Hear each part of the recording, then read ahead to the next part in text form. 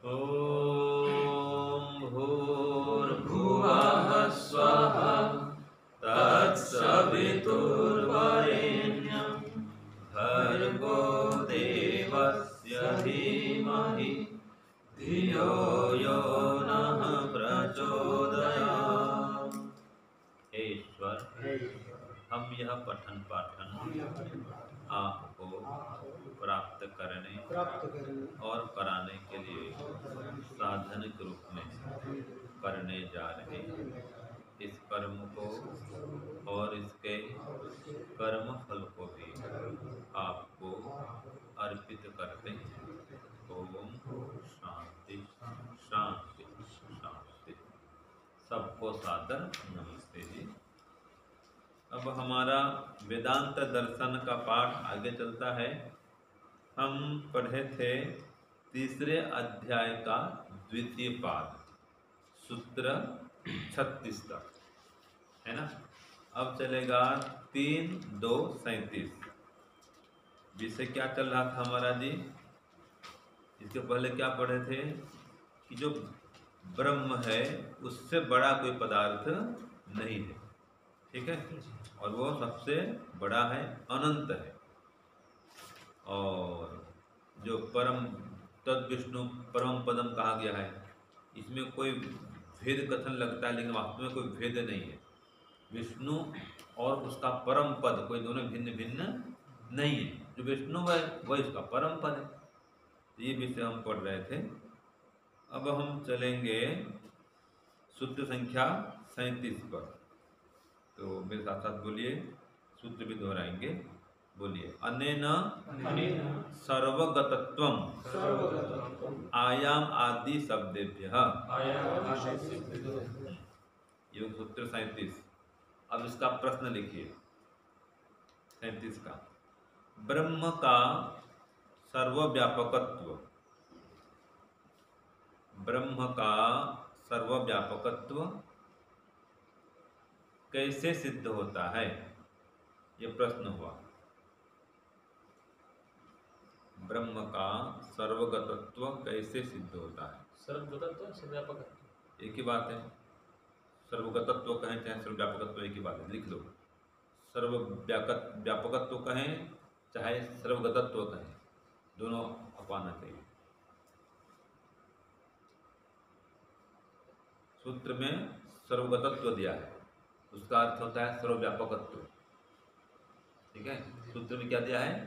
सर्वगतत्व, और हिंदी में क्या होता है? सर्वव्यापकत्व। यह है। तो सूत्र में इसलिए कहा अनेन सर्वगतत्वम आयाम आदि शब्देभ्यः। तो इसका अर्थ लिखिए, सूत्रार्थ लिखिए 37 का। पिछले 5 सूत्रों से, पिछले 5 सूत्रों से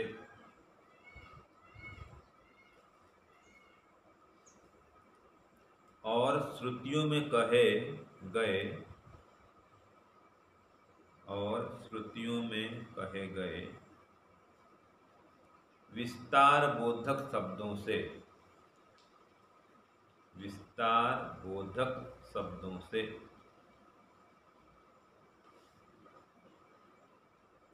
ब्रह्म का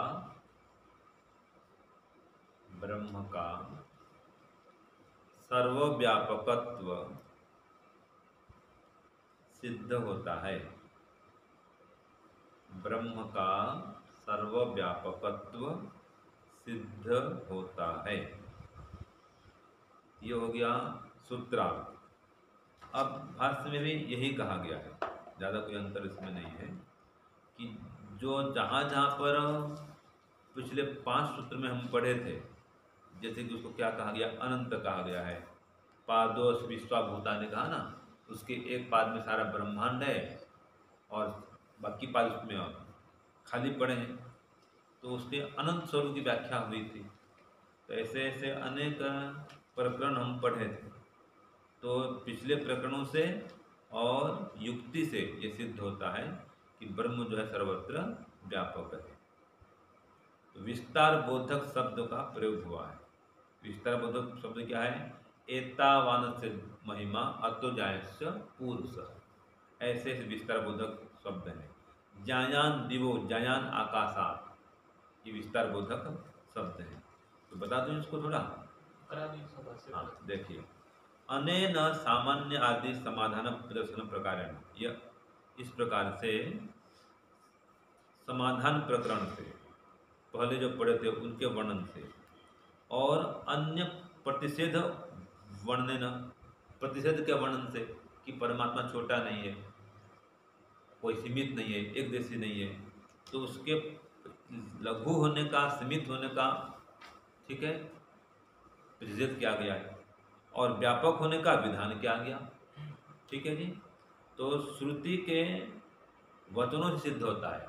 श्रुति प्रयुक्तेभ्यः आयाम आदि शब्देभ्यः, आयाम शब्द का प्रयोग है, जैसे परिमाण, उसका परिमाण बहुत ही बड़ा है, तो ये ऐसे ऐसे शब्द का वहाँ पर प्रयोग हुआ है जिससे उसकी व्यापकता सिद्ध होती है। जैसे कि ब्रह्म का सर्वव्यापी होना, ये सिद्ध किया गया है कि देखो, सामान्य कथन तो ये है कि सर्वगत है परमात्मा, माने सब जगह पहुंचा हुआ है।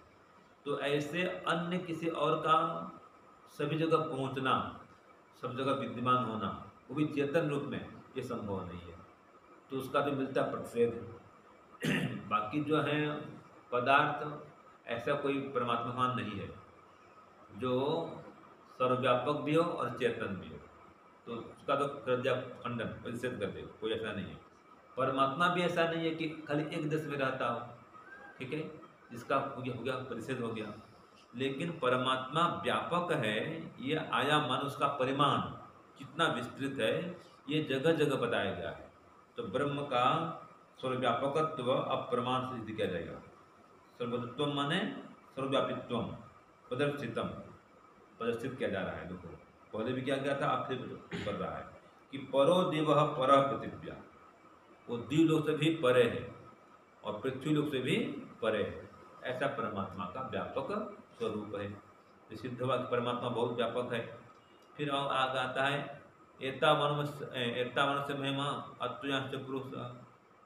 ये जो महिमा देख रहे हैं ब्रह्मांड में, ये तो कुछ भी नहीं है। ये जो ही महिमा है, इससे और विराट ब्रह्म है। महिमा अर्थात जो व्यापकता देख रहे हैं संसार में, कितना बड़ा ब्रह्मांड है, कितने ग्रह नक्षत्र हैं। अभी जो जितना ब्रह्मांड ये देख पाते हैं टेलीस्कोप में, हम काफी तो कुछ सीमित देखते हैं, लेकिन टेलीस्कोप के माध्यम से जितना बड़ा ब्रह्मांड दिखाई देता है, उस ब्रह्मांड के अगर हम अंतिम छोर में पहुंच जाते हैं और उस अंतिम छोर में फिर टेलीस्कोप लगाएं, टेलीस्कोप, और फिर देखें, तो इतना बड़ा ब्रह्मांड फिर दिखाई देगा। ये सब महिमा है ब्रह्मांड में, परमात्मा की महिमा है। और यह महिमा कैसी है कि ये सारी महिमा ब्रह्म के एक पाद में, एक अंश मात्र में है। बाकी उसके 3 पाद तो अमृत अंश से भरे हुए हैं। ऐसा उसका विराट स्वरूप है। ठीक है, ये बता दिया। फिर जायान दिवो जायान आकाशात, ये भी बता दिया कि वो आकाश से भी बड़ा है और द्व्युलोक से बड़ा है। जयान पृथ्वी, इसी को बार बार तो कह रहा है, जयान पृथिव्या, जयान अंतरिक्षा, जयान दिव्यो, जयान एभ्यो लोकेभ्यो। ये छांदोग्य में, शतपथ ब्राह्मण में अलग अलग प्रमाण दे रहा है, मतलब अलग अलग जगह में। तो पृथ्वी से बड़ा है, जो अंतरिक्ष है उससे बड़ा है, द्व्युलोक से बड़ा है, इन सभी लोकांतरों से वो बड़ा है, इसलिए उसका व्यापकत्व सिद्ध होता है। फिर कहा सौ ओतः प्रोतः विभु प्रजासु, वो समस्त प्रजाओं में ओत प्रोत हो रहा है। चाहे प्रजा कहीं कहीं भी रहने वाला हो, समुद्र के अंदर हो, चाहे कोई धरती के अंदर हो, चाहे बिल में हो, चाहे कोई आकाश में उड़ने वाला हो, कोई भी हो, कहीं भी हो, किसी ग्रह नक्षत्र में हो, सब में ओत प्रोत है वो। तो ये आयाम शब्द भी हो, ये आयाम शब्द माने इतना उसका विराट परिमाण है। तो इसका अर्थ ये भी निकलता है कि ब्रह्मण सर्वत्वम, उसका सर्वव्यापक होना सिद्ध हो रहा है। इसका परिमाण कैसा है कि वो सर्वत्र व्यापक है, उसका आयाम इतना फैला हुआ है, परिमाण फैला हुआ है। इसलिए तस्मात् न तत्परम अन्यत् किंचित वस्तु विद्यते, इसलिए उससे परे और कोई वस्तु विद्यमान नहीं है। तो ब्रह्म ही सबसे महान है। ब्रह्म नहीं अन्यत् परिमाणवता वस्तुना सदृशम स्वप्रमाणम इति। तो अन्य परिमाण वाली कोई वस्तु के सदृश्य परिमाण वाला ब्रह्म नहीं, माने और जो भी परिमाण वाला पदार्थ है उससे समान परमात्मा नहीं है, उससे तो और बड़ा है, विशेष बड़ा है। जितने परिमाण देखते हैं ऐसा परिमाण वाला, इनके समान परिमाण वाला परमात्मा परिमाण नहीं है, वो तो अनंत परिमाण वाला है। तो उसकी तुलना संसार में किसी हम नहीं कर सकते, इससे उसका व्यापकत्व सिद्ध होता है। ये सूत्र 36वां। अब सूत्र क्या चलेगा, 37 हो गया ना, ये 38 चलेगा, ये 37वां 38 चलेगा। फलम अतः उपपत्ति, सूत्र संख्या 38।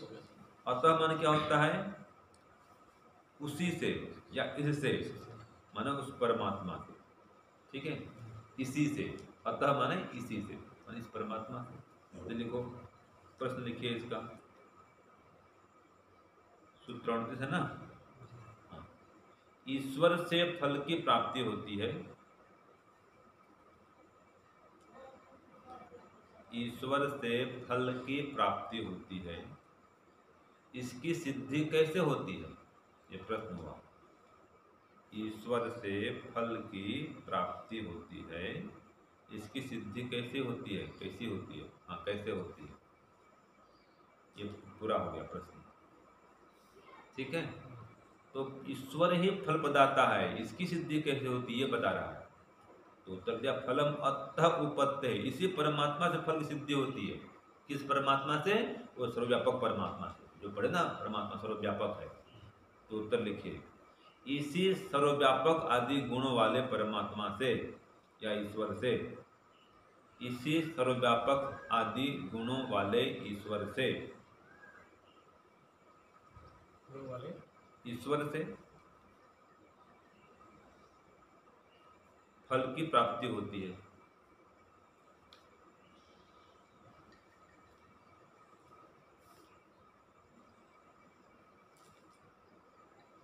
इसमें दे देना अतः, दे दिया, अतः माने उसी परमात्मा से, किस परमात्मा से, जो ऊपर पढ़ से व्यापक परमात्मा, इसलिए यहाँ पर अलग से ईश्वर शब्द नहीं आया। हाँ जी, समझ लीजिए, फलम अतः कहा ना, अतः, ये अतः शब्द किसके लिए है, परमात्मा के लिए, उसी व्यापक परमात्मा के द्वारा ही सिद्धि होती है, फल की प्राप्ति होती है। तो क्या लिखे सूत्रार्थ में, इसी सर्वव्यापक आदि गुणों वाले ईश्वर से फल की प्राप्ति होती है। देख लीजिए यहाँ तक, आगे लिखिए, यह बात युक्ति से सिद्ध होती है, यह बात युक्ति से सिद्ध होती है। ये उत्तर तो पूरा हो गया, अब युक्ति क्या है आगे लिखिए।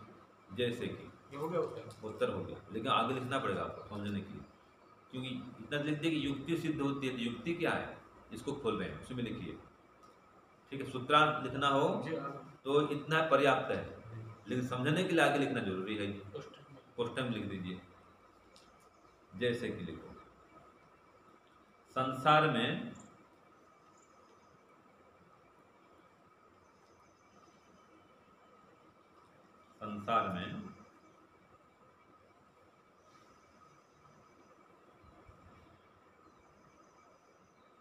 सुख चाहते हैं, कोई भी दुख नहीं चाहता है। संसार में सभी सुख चाहते हैं, कोई भी दुख नहीं चाहता है। फिर भी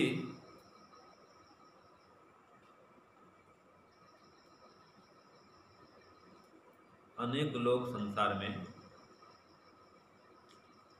दुखी देखे जाते हैं।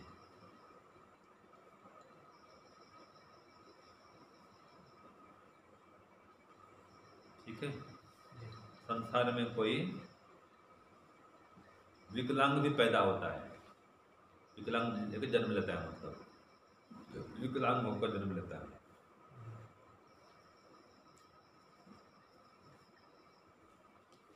जबकि अपने आप कोई विकलांग होना नहीं चाहता, विकलांग दुखी होना नहीं चाहता।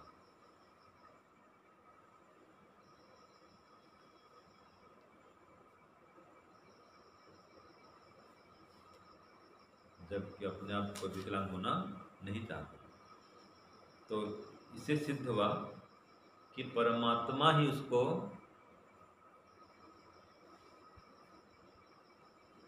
उसके कर्मानुसार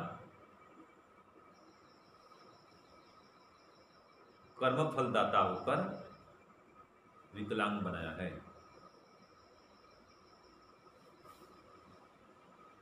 ठीक है।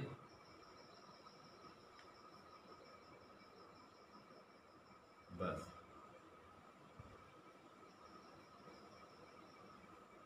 ये एक युक्ति हो गई। एक युक्ति और भी है, प्रकृति अपना में जड़ है, वो अपने आप फल दे नहीं सकती है ना। तो प्रकृति किसी को अंधा बनाए, विकलांग बनाए, ये संभव नहीं है जी। तो फिर भी व्यक्ति अंधा पैदा होता है, विकलांग पैदा होता है, मतलब इसको परमात्मा ने विकलांग बनाया है, अंधा पैदा किया है। तो परमात्मा फल प्रदाता, ये सिद्ध हुआ, ये युक्ति है। ठीक है। हाँ, इसी बात को भाष्य में कहा गया देखो कि अतः सर्वगता सर्वव्यापकात् परमात्मन जीवात्मा भी कर्तृत्य शुभ अशुभ कर्म फलम परिदति। उसी सर्वव्यापक सर्वत्र विद्यमान परमात्मा के द्वारा ही और जीवात्मा के द्वारा किए गए शुभ अशुभ कर्म के परिणाम स्वरूप, फल स्वरूप ये प्रसिद्ध होता है कि परमात्मा ही कौन फल प्रदाता है। माने इसका सार क्या निकला, जीवात्मा जो भी शुभ अशुभ कर्म करता है उसके अनुरूप उसको फल मिलता है। प्रसिद्धि माने फल की प्राप्ति होती है। शुभ क्या किया तो सुख मिलेगा, अशुभ किया तो दुख मिलेगा। तो ये व्यापक परमात्मा के द्वारा ही जीवात्माओं के द्वारा किए गए शुभ अशुभ कर्मों के आधार पर उन्हें फल की प्राप्ति होती है। तो कर्मफल प्रदाता दिव्य, उसी परमात्मा से ये कर्म का प्राणा सिद्ध होता है। तो कर्मफल प्रदान करने वाला ईश्वर ही है। कुतः किस प्रकार सिद्ध करेंगे, युक्तितः संभव। अब युक्ति की बात आ गई जो मैं अभी बता रहा था अभी कि युक्तितः संभवती है कर्मफल प्रदातृत्वम। युक्ति संभव होता है, युक्ति से संभव होता है कि कर्मफल दाता ईश्वर है। तो परमात्मा कार्यम, इसका कार्य है, तस्य अर्थात कस्य सर्वव्यापक सर्वव्यापित्वात् सर्वनियंत्रित्वात् सर्वाध्यक्षत्वात् और सर्वशक्तिमत्वात् और कहा सर्वसाक्षित्वात् और सर्वज्ञत्वात्। इतने हैं जो दे दी। बताओ कि उसके सर्वव्यापक होने से, सर्वनियंता होने से, सबके अध्यक्ष होने से, सर्वशक्तिमान होने से, सबके साक्षी होने से और सर्वज्ञ होने से वही कर्मफल प्रदान करने वाला है। ठीक है। हाँ, न खलु स्वयं जीव कर्मफलम भुंक्ते। देखो अनिष्ट फलम भोगाय प्रवर्तना, कि कोई भी जीव अनिष्ट फल भोगना चाहता नहीं है। हाँ जी प्रवींद्र जी, कोई भी जीव अनिष्ट फल भोगना चाहता नहीं है, न भोगने की प्रवृत्त होता है। न ही कश्चित न स्वयं अनिष्टम दुखम वांछति, कोई स्वयं अनिष्ट दुख को चाहता भी नहीं है। कोई न भोगना चाहता है, न फल पाना चाहता है, न दुखी होना चाहता है।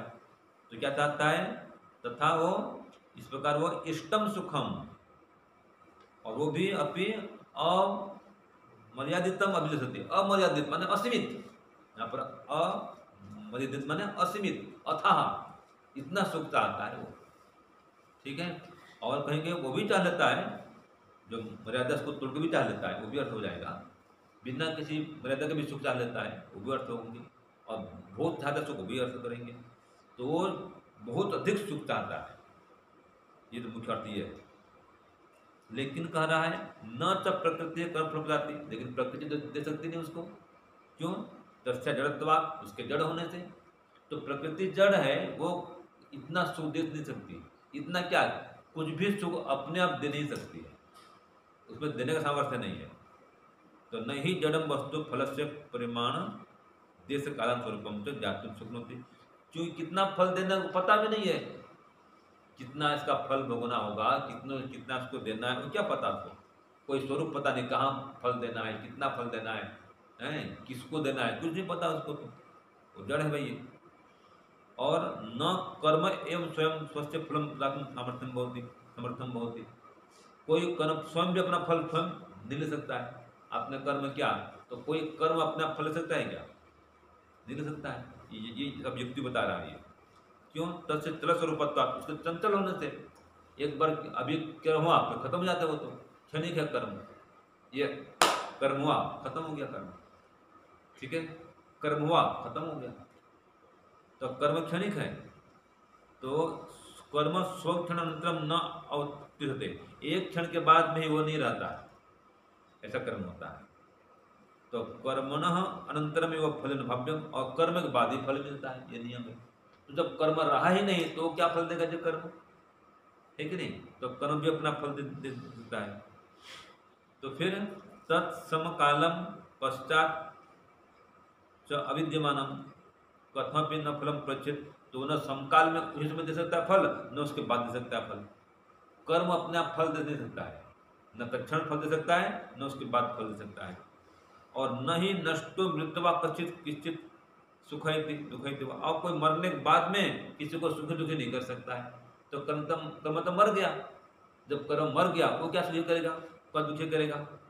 तो कर्म भी फल दे सकता नहीं है। जो आत्मा अपने आप फल लेता नहीं है, अगर अपने आप फल लेता सुखी सुख लेता, दुखी क्यों होता भाई? स्वर क्यों कोई बनता, कुत्ता क्यों कोई बनता? देखो कुत्ता बनता देखते हैं हम, मतलब खुद भी नहीं ले रहा है, प्रकृति जड़ दे नहीं सकती, वो जड़ पदार्थ है। इसलिए तस्मात् एक ईश्वर एवं जीवात्मनाम कर्मफलदाता सिद्ध्यति, इसलिए एक ईश्वर ही कर्मफलदाता सिद्ध होता है। और इसी बात को सूत्र 29 में और कहा 39 में सुतत्वाच्च, ठीक है, सूत्र 39 इसको और शुद्ध करता है, सिद्ध करता है, पुष्ट करता है। तो सूत्र 39 में क्या कहा, इसका प्रश्न लिखिए, फिर बात से ही पढ़ेंगे। सूत्र 39 का प्रश्न लिखिए, क्या श्रुति से भी सिद्ध होता है कि कर्मफलदाता ईश्वर है? क्या श्रुति से भी सिद्ध होता है कि कर्मफलदाता ईश्वर है? तो उत्तर हाँ।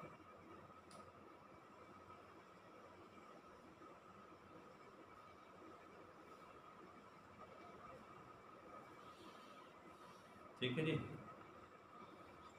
तत्वात् श्रुति कहता है श्रुति से सिद्ध होता है, तो लिखिए हाँ, उत्तर लिखिए हाँ। श्रुति से भी सिद्ध होता है कि, श्रुति से भी सिद्ध होता है कि ईश्वर कर्मफल प्रदाता है।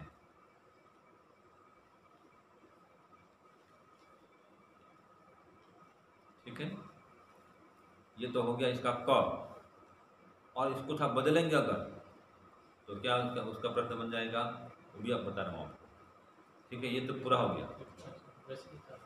बताएं तो लिखना लिख सकते हैं, स्पष्ट और हो जाएगा। वैसे यही बात है, अब घुमा के प्रश्न आएगा। इसमें क्या आएगा कि और किससे सिद्ध होता है कि कर्मफलदाता ईश्वर है, ये प्रश्न बनेगा। और किससे सिद्ध होता है कि ईश्वर कर्मफल प्रदाता है, ये प्रश्न बन जाएगा। तो उत्तर क्या आएगा, श्रुति सिद्ध होता है कि कर्मफलदाता ईश्वर है ना। जैसे समझने के लिए स्पष्ट हो गया पूरा, है ना। दोनों अर्थ आएगा सूत्र का, जो है ना, जो सूत्र रचना है, इसे दोनों अर्थ निकल रहे हैं, इसे दोनों करा दिया। अब देखो भाष्य में, श्रुतो प्रतिपादनदपि, श्रुति में भी प्रतिपादन होने से कर्मफल से जाता है, फलो उपद्यते परमात्मा, जो परमात्मा एक कर्मफलदाता सिद्ध होता है। इसे सिद्ध होता है श्रुति में भी प्रतिपादन होने से। क्या प्रतिपादन है, देखो, सन्नो तो जो पद संपद है कि वो परमात्मा हमारा कल्याण करता है, हमारे लिए कल्याणकारी है, तो कर्मफल देता है, कल्याण करता है हमको हमारा, है ना। आगे और कहा, यदंगदा से तुम अग्नि भद्रम कर से, कि जो अपने आप को परमात्मा को अर्पित करता है, उसका परमात्मा कल्याण करता है, ये कर्मफल दे रहा है, देखो, है ना। फिर स व ऐसा महान अज आत्मा अन्नाद, वो जो महान परमात्मा है, अज जन्म है, वो अन्नाद, अन्न को देने वाला है, हम सब जीवात्माओं को अन्न आदि प्रदान करने वाला है, भी कर्मफल है। हमको अनाज अच्छा मिलता है और किसी को मांस मिलता है, तो कैसा अनाज नहीं मिलता, जो घास खाने को मिलता है।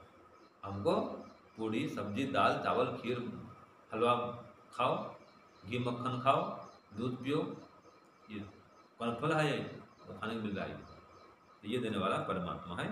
तो कहा वसुदान, वो सब प्रकार का ऐश्वर्य भी देने वाला है, तो ये कर्मफल प्रदाता हुआ। अब सूत्र 40 देखो, धर्मम जैमिनी धर्मं जैमिनिः अतः एव। अतः एव। हाँ, इसका प्रश्न लिखिए, सूत्र 40 का क्या कहा प्रश्न में, लिखिए। कर्मफल प्राप्ति के संबंध में, कर्मफल प्राप्ति के संबंध में जैमिनी आचार्य क्या मानते हैं?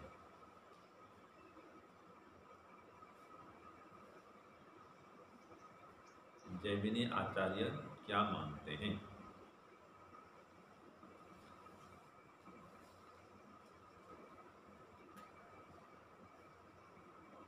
ठीक है, उत्तर लिखिए। जैमिनी आचार्य ऐसा मानते हैं कि, जैमिनी आचार्य ऐसा मानते हैं कि कर्मफल की प्राप्ति, कर्मफल की प्राप्ति पूर्वकृत शुभ अशुभ संस्कारों, संस्कार करिए, शुभ अशुभ संस्कार, पूर्वकृत शुभ अशुभ कर्म के संस्कार, ठीक है, अर्थात अदृष्ट से होती है, अर्थात अदृष्ट से होती है, तथा तथा पूर्वोक्त हेतु और पूर्वोक्त हेतु और श्रुति से इसकी सिद्धि होती है, पूर्वोक्त हेतु और श्रुति से इसकी सिद्धि होती है। ठीक है जी। तो अब कुछ हेतु भी देगा, श्रुति भी बताएगा, भाष्य में देखो इसी बात को और पुष्ट करेगा। तो कहा भाष्य में देखो कि फलस्य निमित्त रूपम दातारम धर्मम कृत शुभ अशुभ कर्म संपन्न संस्कारम जैमिनी आचार्य मानते कि फल का जो दाता है, जो निमित्त रूप बना हुआ है कर्म का, वो क्या है, उसका कृत अकृत क्या हुआ या न क्या हुआ, जो भी कर्म है, शुभ कर्म तो अशुभ कर्म है, वही शुभ और अशुभ कर्म जो संस्कार को उत्पन्न करता है ना, वो संस्कार कर्मफल का दाता है। माने कुल मिलाकर के शुभ अशुभ कर्म और उससे संस्कार बना, जिसको अदृष्ट कहा गया है, तो ये ही कर्मफल को प्रदान करते हैं। ये इसकी मान्यता है आचार्य जैमिनी की। माने जैसा कर्म करेंगे वैसा फल पाएंगे, वो कर्म ही आपको फल प्रदान करवाएगा। देने वाला ईश्वर है, लेकिन निमित्त कौन बनता है, आपका कर्म। जैसे कि नीम का बीज बोओगे तो नीम का पेड़ होगा, ठीक है, आम का बोओगे बीज तो आम होगा, जैसा बीज बोओगे वैसा आप फल पाओगे। ठीक है ना जी। यही कह रहा है इसमें कि अतः एवं श्रुति प्रतिपादना, श्रुति भी इसका प्रतिपादन करता है कि श्रुति में योनिम अन्य प्रपद्यन्ते सरित्वाय देहिनः, कि अन्य अन्य योनियों को ये देही लोग, देही माने क्या, आत्मा, देही माने आत्मा, देह माने शरीर, और देही माने शरीर में रहने वाला, देह में रहने वाला देही। तो ये देही लोग, आत्मा लोग भिन्न भिन्न शरीरों को प्राप्त करते हैं। कहाँ कहाँ जाते हैं, तो कहा स्थानुम अन्य अनुसयन्ति, कोई जाता है स्थानों में, माने पेड़ पौधा बनता है, यथा कर्म यथा सुतम, देखो जैसा कर्म है उस प्रकार योनि में जाता है, तो कर्म कारण बना इनके मत में। और सही बात भी है, जैसा कर्म करेंगे फल वैसा ही मिलेगा, क्योंकि परमात्मा अन्याय नहीं करता है, कर्मानुसार फल देने वाला है, तो कारण तो कर्म ही बनता है हमारा। जैसे और कह रहा है पुण्य पुण्य न कर्मणा होती है, पाप पाप है नहीं, ये बार बार आता है, ये याद करने लायक है कि पुण्य कर्म करेंगे तो पुण्य लोक में जाएंगे, और पाप कर्म करेंगे तो पाप में लोक में जाएंगे। पाप में लोग माने पशु पक्षी बनेंगे, कीट पतंग बनेंगे, कीड़ा मकोड़ा बनेंगे, ये पाप लोग। और पुण्य में लोग मनुष्य बनेंगे, पुण्य करेंगे, यज्ञ हवन सत्संग दान पुण्य करेंगे, ये पुण्य में लोग। जैसा कर्म ऐसे लोग में जाएंगे हैं। तो अतः एवं इति कथने श्रुति एवं अनुपृष्यते सन्निहितत्वात् नवोपत्ति पूर्वत्र श्रुतत्वात् च इति पृथक श्रुत कारणात् अन्यथा फलम अतः उत्पत्ति श्रुतिभ्याम इति सूत्रेण भाव्यम। तो कह रहा है इसमें कि देखो अतः एवं शब्द से यहाँ क्या लेंगे, श्रुति का अनुकरण हुआ है, अतः पढ़े ना, उसी परमात्मा से कर्म फल की प्राप्ति होती है। तो उन्होंने कहा कि कर्म भी हो जाएगा, कर्म से ही फल की प्राप्ति होती है। तो अतः एवं उसी से, तो इसमें भी तो यह है तत्वाद, तो श्रुति में जो कहा गया है तो परमात्मा से, और जैसा कर्म करेंगे वैसा फल पाएंगे। तो आगे सूत्र से इसका अनुकर्षण हुआ, माने खींच लिया गया है। जो अतः एवं है ना, आगे से और भी पढ़ते ना, सूत्र 38 में था फलमतः उपपत्ते, तो वहां से उसकी अनुवृत्ति आ रही है, उसकी समीपता है उस सूत्र से इसकी।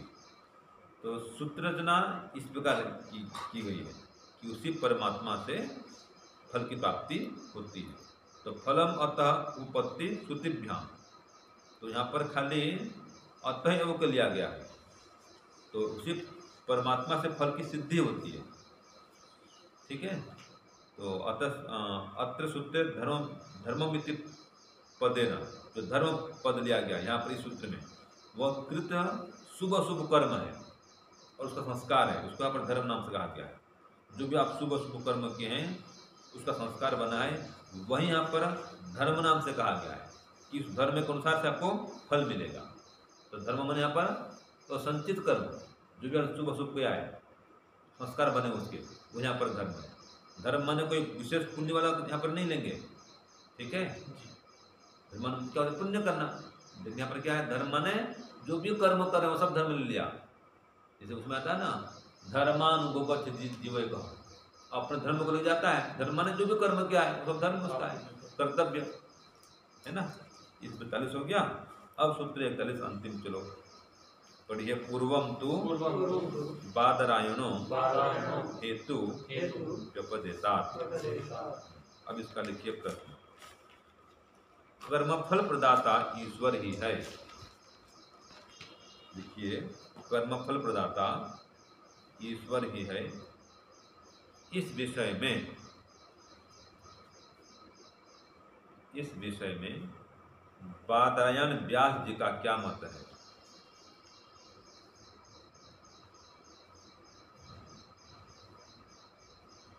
इस विषय में बादरायण व्यास जी का क्या मत है?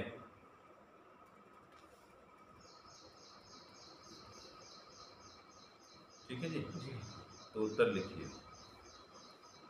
पूर्वोक्त कथन के अनुसार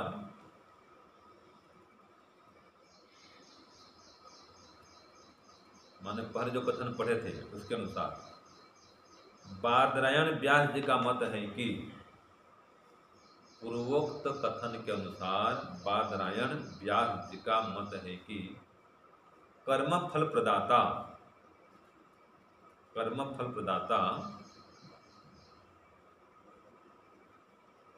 ईश्वर ही है। कर्मफल प्रदाता ईश्वर ही है। शास्त्रों में आगे लिखिए, शास्त्रों में ईश्वर को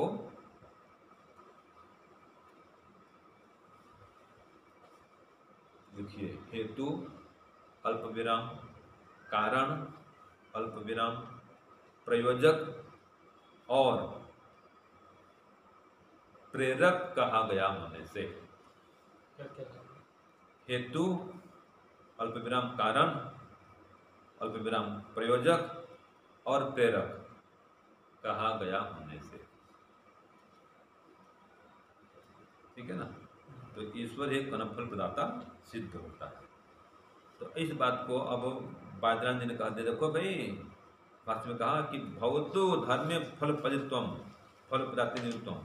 ठीक है, जो धर्म करते हैं उसके आधार पर कर्म फल मिलता है, माने धर्म जो है निमित्त बनता है। धर्म माने शुभ शुभ कर्म, ये भी बात ठीक है, मना नहीं है, कह रहा है कि धर्म विषय सूत्रार्थ ये उस धर्म विषय सूत्र से ये दिया गया है। लेकिन परमात्मानम फल सदातारम, परमात्मा को ही फल का मूल प्रदाता बादरायणो व्यासो मन्यते। ये बादरायण व्यास मानते हैं कि असली दाता तो परमात्मा है, लेकिन देता किस आधार पर है? कर्म का आधार पर देता है। ये बात तो ठीक है। इसलिए जो कर्म करेंगे वो आधार बनेगा, उस आधार पर वो फल देगा। जैसे कि तो नौकरी करते हैं, ठीक है जी। अब नौकरी कौन लगाती है? मान ली सरकार या कोई अधिकारी चयन करता है, तो नौकरी तो आपको किसने दिया? सरकार ने दिया। लेकिन किसके आधार पर दिया? जो आपका सर्टिफिकेट है, जो आपके अंक हैं, जो आपकी योग्यता है, उसके आधार पर सरकार ने दिया है। जिसके अंक ज़्यादा है उसको देगा, अंक अधिक नहीं है तो उसको नहीं मिलेगा, और जिसके एकदम सबसे कम अंक हैं उसका कोई नंबर नहीं आएगा, ठीक नहीं है। तो देने वाला तो सरकार, माने सरकार तंत्र, सरकारी तंत्र देने वाला, लेकिन कारण क्या? आपकी योग्यता। ऐसे कर्मफल देने वाला ईश्वर, लेकिन उसमें निमित्त क्या हो? आपके कर्म, है ना जी। हाँ, अब देखो, कार्य मात्र से हेतु गणना प्रयोजक विधाना, और कार्य मात्र को ही वर्णन कहा गया। वर्णन क्या करने से? कार्य मात्र को ही प्रयोजन बताने से या उसका हेतु बताने से, कि जो भी कार्य करेंगे वो हेतु बनेगा, मतलब वही प्रयोजन है आपको कर्म फल प्राप्त करने का। आपके जो कर्म है वही आपको हेतु के रूप में कर्म फल प्रदान करेंगे, माने कारण वही बनेंगे। और परमात्मा देने वाला होगा, वो विधान करता है, आपके कर्म कारण बनेंगे, और देने वाला कौन बनेगा? परमात्मा। प्रमाण क्या है? इंद्रो विश्वसिता जाति, वो इंद्र है, सबका राजा है, तो सबको कर्मानुसार फल देता है। स कारणम करणाधिप, वो सबके अधिपति का अधिपति है, ठीक है। सबके कारण का भी कारण है, वो मूल कारण है। यो विदधाति कामान तत्कारणम, जो कामनाओं को पूर्ण करता है कोई कारण है, परमात्मा सबका कारण है। सर्वम इदम प्रशास्ति इद इदम किंच, सब पर शासन करता है। यहाँ पर जो कुछ भी है, जितने जीव जंतु हैं सब पर उसका नियंत्रण है, सब पर उसका शासन चलता है। तो वही सब नियम लगाता है, किसको कहाँ भेजना है, पशु बनाना है, पक्षी बनाना है, ये सब वही करता है। तो स एव अयम आत्मा सर्वेशम भूतानां राजा, वही पर जो परमात्मा है सब भूतों का राजा है, कर्माध्यक्ष, सबके कर्मों का अध्यक्ष है। तो इत्थम स परमात्मा सर्वेशम हेतुभूत, वही परमात्मा सबका हेतुभूत है, मतलब सब कारणों का भी वो कारण है। तस्मात् स कर्मण प्रदाता अस्ति, इसलिए वही कर्मफल का प्रदाता है। यथा यस्य कर्म भवति, जिसका जैसा कर्म होता है, तस्मै तथा तस्मै फलम प्रचति, उसको वैसा फल देता है, सार वही निकलता है। जैसा कर्म करेगा वैसा फल देगा भगवान, यही गीता का ज्ञान आता है ना। तो कर्म व धर्म व, जो कर्म करते हैं धर्म करते हैं, वही भोग का कारण बनता है। शुभ करो या शुभ करो, तो वो जो परमात्मा है स्वतंत्र नहीं है कर्म फल देने में भी। देख लो, आपके आधार पर ही फल देगा, ये कर दिया स्वतंत्रत्वाद, ज्ञान स्वतंत्रत्वाद, और कोई कारण स्वतंत्र भी नहीं है, उसमें ज्ञान भी नहीं है, और कोई हेतु बनेगा नहीं परमात्मा छोड़ करके। परमात्मा स्वतंत्र है, जानवान है, किसको देना, कितना देना, कहाँ देना, सब जानता है। तो तद अनुसारम फल प्रदाता तो परमात्मा होती सिद्धम, तो परमात्मा ऐसे सिद्ध होता है, बाकी और किसी में शक्ति नहीं है, वो जानता भी नहीं है, और कोई ऐसा शक्ति भी नहीं है, सामर्थ्य भी नहीं है, इसलिए और कोई कर्म फलदाता नहीं है, अपितु परमात्मा ही कर्म फल का प्रदाता है। ये सिद्ध हुआ, और ये पाद भी आपका पूरा हुआ, तीसरा अध्याय का द्वितीय पाद संपूर्ण। ओम शांति शांति शांति, सर्वेभ्यो नमः।